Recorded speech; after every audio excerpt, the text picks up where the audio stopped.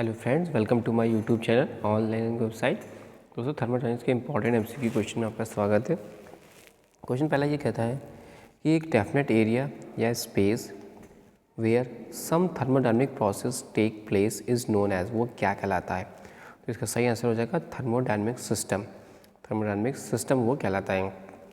Next, एक close system है जिसमें कि one which heat and work cross कर रहे हैं boundary of the system, but the mass of the working system does not cross the boundary of the system. Close system में क्या ये आप स्टेटमेंट को सही मानते हैं? यस। क्लोज सिस्टम जिसमें कि हीट एंड वर्क क्रॉस कर रहे हैं boundary of the system, but mass of the working system does not cross. Next one is, एक ओपन सिस्टम क्या होता है? एक ओपन सिस्टम जिसमें कि हीट एंड वर्क जो होते हैं वो as well as heat and work as well as mass of the working substance cross करते हैं बाउंड्री ऑफ द सिस्टम को। नेक्स्ट, एक आइसोलेटेड सिस्टम में neither the heat and work nor the mass of the working substance cross the boundary of the system, वो क्या कहलाता है? Just true. यानी एक आइसोलेटेड सिस्टम जिसमें ना तो हीट और work nor the mass of the working substance जो होता है वो क्रॉस करता है boundary of the system. Next, एक एक्सटेंसिव प्रॉपर्टी यानी extensive property of the thermodynamic system की वो क्या है? Right answer is D, none of these. यानी इसमें से कोई भी ऐसी प्रॉपर्टी नहीं है जो कि एक्सटेंसिव प्रॉपर्टी हो।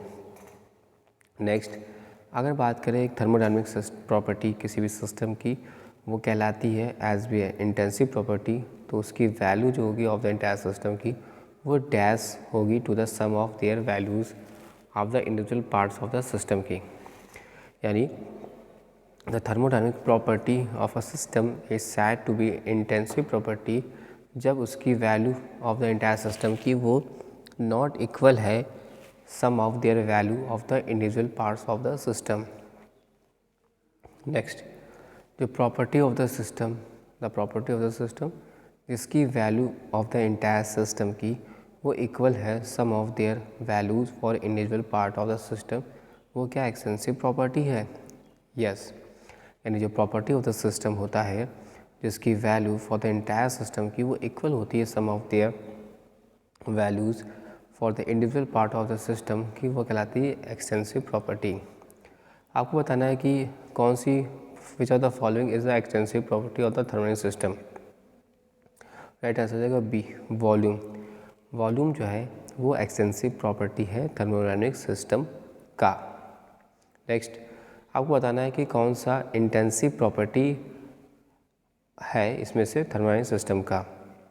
तो दैट इज़ योर क्या हो जाएगा sir? Right answer B, temperature. Temperature जो है वो इंटेंसिव प्रॉपर्टी है सिस्टम का।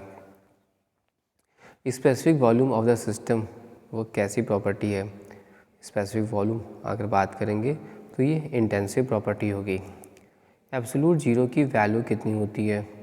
एब्सोल्यूट जीरो की वैल्यू जो होती है वो -273 डिग्री सेल्सियस होती है। आपको ये बताना है कि इसमें से कौन सा स्टेटमेंट करेक्ट है। तो इसमें ए वाला करेक्ट है क्योंकि इसमें एब्सोल्यूट प्रेशर जो है बराबर है gauge pressure plus atmospheric pressure के। एब्सोल्यूट प्रेशर बराबर है gauge pressure plus atmospheric pressure के। नेक्स्ट, आपको बताना है कि standard value of atmospheric pressure की एट द सी लेवल वो कितनी होती है? एट द सी लेवल कितनी होगी? राइट हो जाएगा डी, यानी 1.013 बार भी होता है, 760 mm ऑफ एचजी भी होता है, 1013 × 10⁻² न्यूटन पर मीटर स्क्वायर भी होता है। नेक्स्ट, जो वैल्यू होती है 1 बार की इन एसआई यूनिट्स में वो कितनी होती है? एसआई यूनिट्स की बात की जाएगी तो कितनी होगी? तो राइट आंसर होगा डी, यानी 1 × 10⁵ न्यूटन पर मीटर स्क्वायर। नेक्स्ट, जो वैल्यू होती है ऑफ 1 mm एचजी वो कितने इक्वल होती है?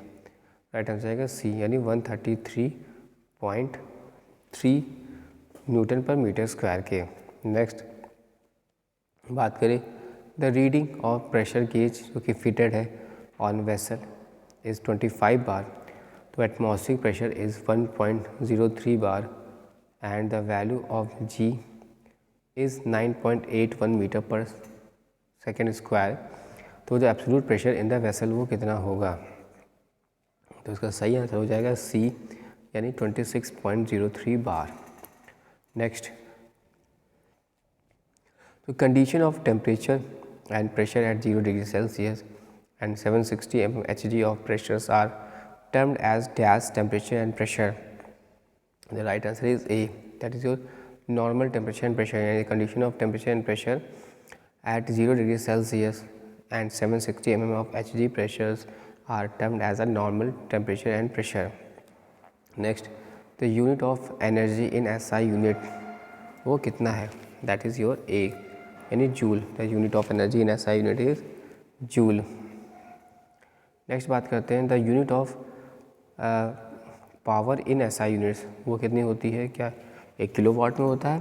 आपको बताना है यस, ट्रू है स्टेटमेंट, यानी the unit of power in SI units in kilowatt is true. आपको बताना है कि 1 किलोवाट कितना इक्वल होता है. 1 किलोवाट जो होता है वो 1000 न्यूटन मीटर पर सेकेंड के बराबर होता है. आपको बताना है कि 1 जूल कितना इक्वल होता है. 1 जूल जो होता है वो किसके इक्वल होता है? 1 जूल जो होता है वो 1 न्यूटन मीटर के बराबर होता है. आपको बताना है कि एक स्पेसिफिक हीट ऑफ वाटर की वो कितनी होती है. स्पेसिफिक हीट ऑफ वाटर की जो होती है वो 4.187 होती है. नेक्स्ट, अगर बात करें, अगर numerically value of the thermal capacity and water equivalent of the substance are the same, आपको बताना है यस या नो. तो इसका राइट आंसर हो जाएगा yes, this for the agree statement. यानी numerical value of the thermal capacity and the water equivalent of the substance are the same. Next, heat और mechanical energy are mutually convertible है. तो ये statement was stabilise bye, क्यों कहलाएगा? Right answer हो जाएगा इसका सी, यानी चार्ल्स. नेक्स्ट, आपको बताना है कि कौन सा स्टेटमेंट इसमें करेक्ट है. दिस स्टेटमेंट इज करेक्ट, यानी डी, यानी सारे सही. यानी हीट और work are boundary phenomenon. Heat and work represent the energy crossing the boundary of the system. Heat and work are path function. आगे बात करते हैं क्वेश्चन नंबर 26 की. क्वेश्चन नंबर 26 कह रहा है कि जब दो बॉडी जो है आर इन थर्मल इक्विलिब्रियम में है और दे आर आल्सो, और जो थर्ड बॉडी है they are also in thermal equilibrium with each other, तो दिस स्टेटमेंट वो क्या, कौन सा स्टेटमेंट कहलाता है?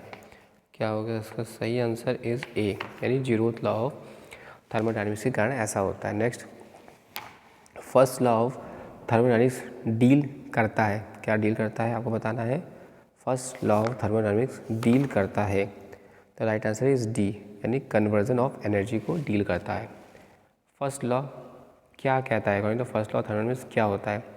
तो आप बताएं according to first law of thermodynamics क्या होता है. तो इसका सही आंसर हो जाएगा बी, यानी total energy of a system remains constant. Thermodynamics total energy of a system remains constant. Next, energy can neither be created nor destroyed but it can be transferred from one form to another. This statement is known as, ये statement क्या कहलाता है?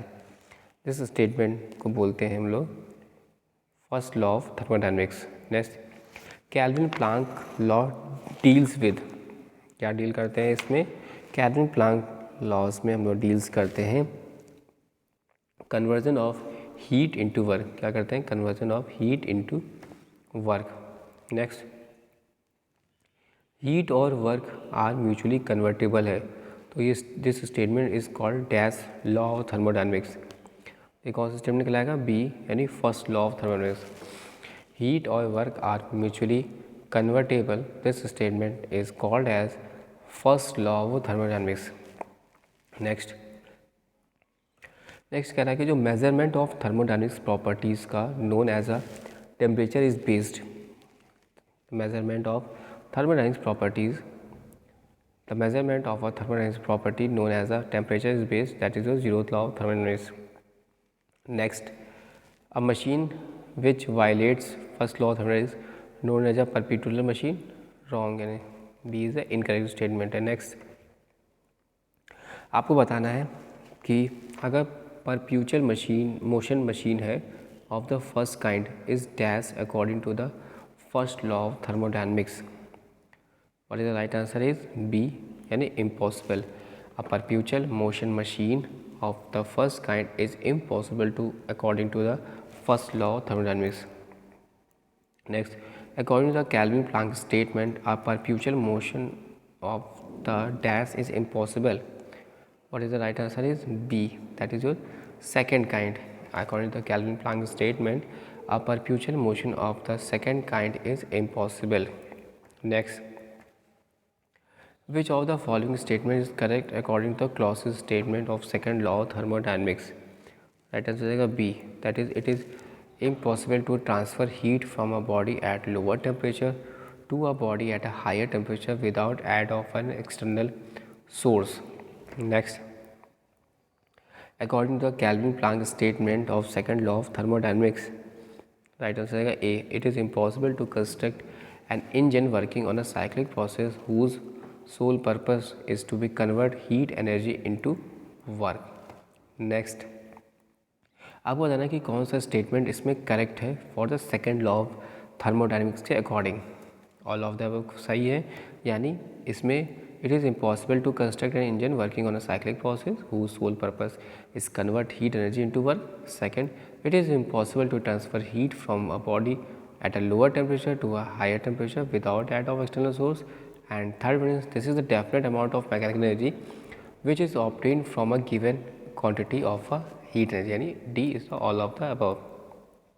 Next, the heat flows from a cold body to the hot body without aid of external source. This statement is given by, this is the Clausius statement. Clausius statement ये कहता है कि heat flow कर रही है from cold body से hot body without aid of external source.